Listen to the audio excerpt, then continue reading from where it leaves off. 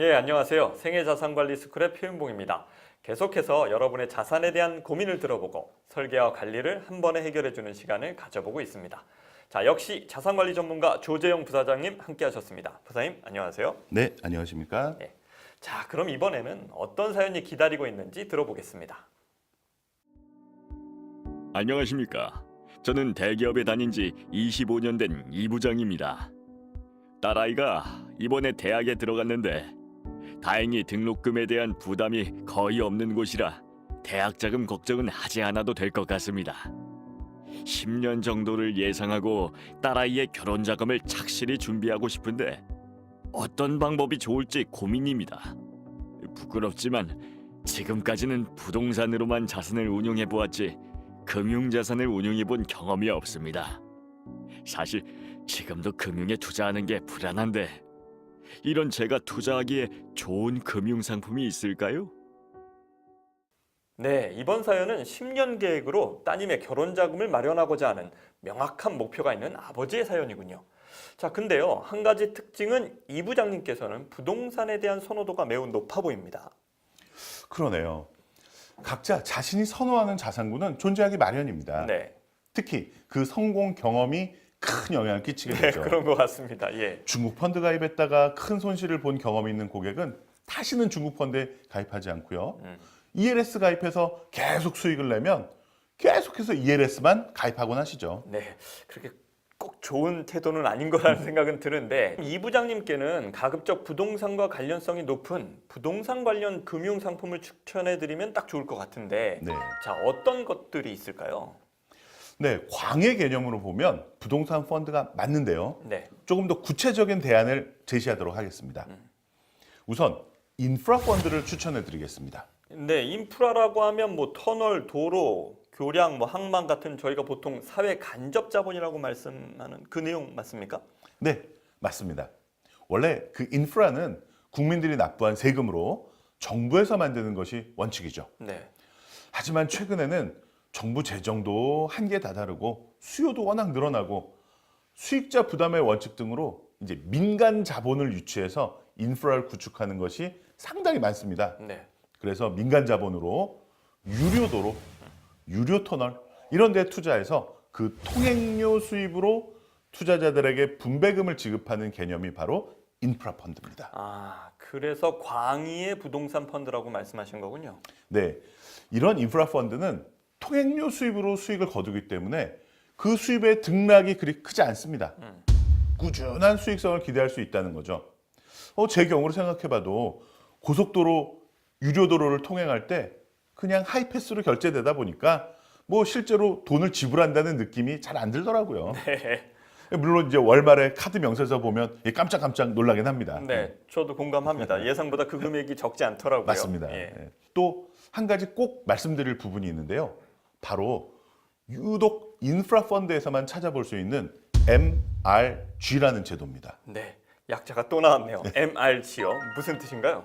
네, MRG는 미니멈 레버뉴 개런티의 약자로 최소 수입 보장이라는 뜻입니다. 아, 그러면 누가 누구한테 최소 수입을 보장해 준다 이 뜻인가요? 대부분의 인프라는 정부나 지방자치단체가 그 주체입니다. 그러니까 중앙정부나 지방자치단체에서 인프라 펀드에게 최소한의 수익 금액을 보장해 준다는 뜻입니다. 네.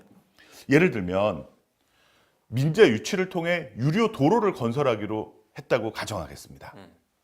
그런데 이 민간 사업자는 어느 정도의 수익성이 검증되지 않으면 절대 투자하려고 하지 않을 겁니다. 그렇겠죠. 정부에서는 연구 용역 등을 통해서 수요 예측을 하게 되는데 그 예상 수익률에 근거해서 최소한의 수입을 보장해주는 제도가 바로 MRG라는 겁니다.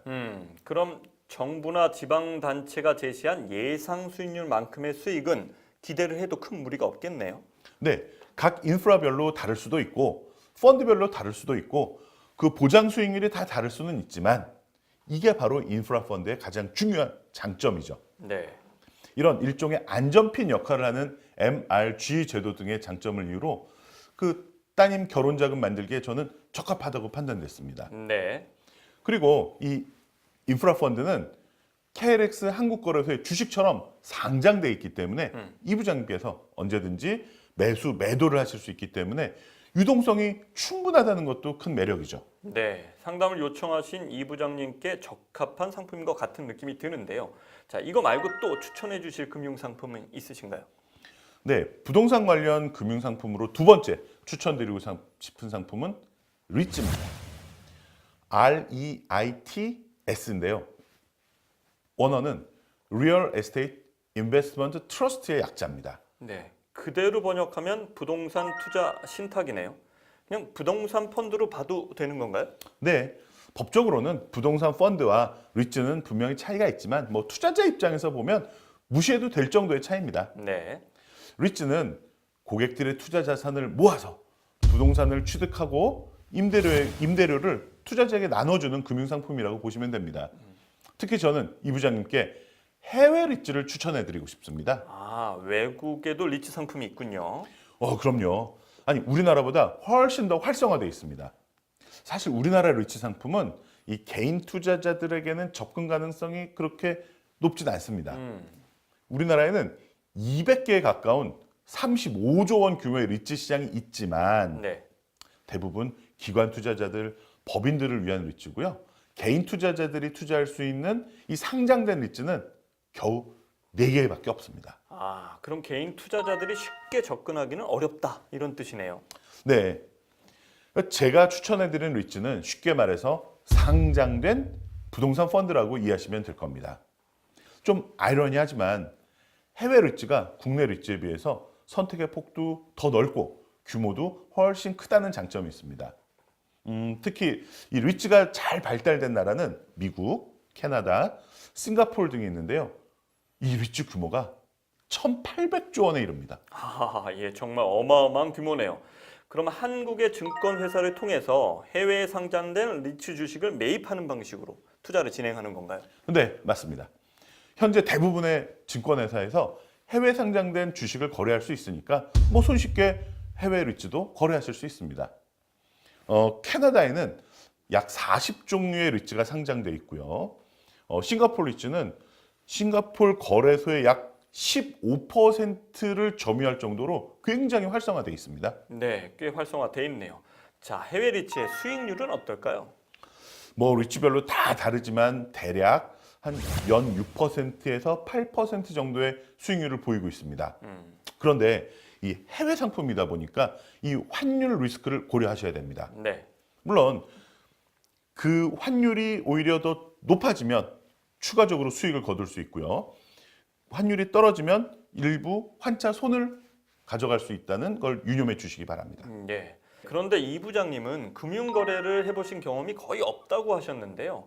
처음부터 해외 리츠를 선택하고 해외 주식시장에 투자하시는 게 좀 어렵지 않을까요? 네, 그럴 수 있겠네요. 그렇다면 한국 KLX를 통해서 다양한 해외 리츠에 분산 투자할 수 있는 방법을 말씀드리겠습니다. 즉, 이 부장님께서는 한국의 ETF에 자금을 투자하시면 이 ETF에서 알아서 미국의 리츠에 대신 투자해 줍니다. 훨씬 편하겠죠. 네, 또한 투자 자금의 대부분을 환해지를 하고 있기 때문에 환율 리스크를 상당 부분 제거할 수 있다는 장점도 있습니다. 네. 자, 이 부장님께는 부동산 관련 금융 상품으로 인프라 펀드와 국내 해외 리츠 그리고 리츠 ETF를 소개해 주셨는데요. 자, 더 조언하실 부분 있으십니까? 이 부동산 관련 금융 상품은 꾸준한 수익을 낼 수 있다는 장점이 있지만 역시 부동산 사이클에 따라 등락을 거듭할 수 있습니다. 네. 특히 금리가 상승할 때는 이 리츠의 상대적 매력도가 좀 떨어지기도 하고요. 이런 리스크를 제거하기 위해서 매월 여유 자금으로 적립식으로 투자하기를 추천해 드립니다. 네, 적립식으로 투자해서 변동성까지 좀 줄이는 투자 방안을 선택해야 된다고 말씀해 주셨는데요. 아마도 부동산 선호도가 높은 이 부장님께는 도움이 되셨을 내용이었을 것 같습니다. 자, 조 부사장 오늘도 감사합니다. 네, 감사합니다.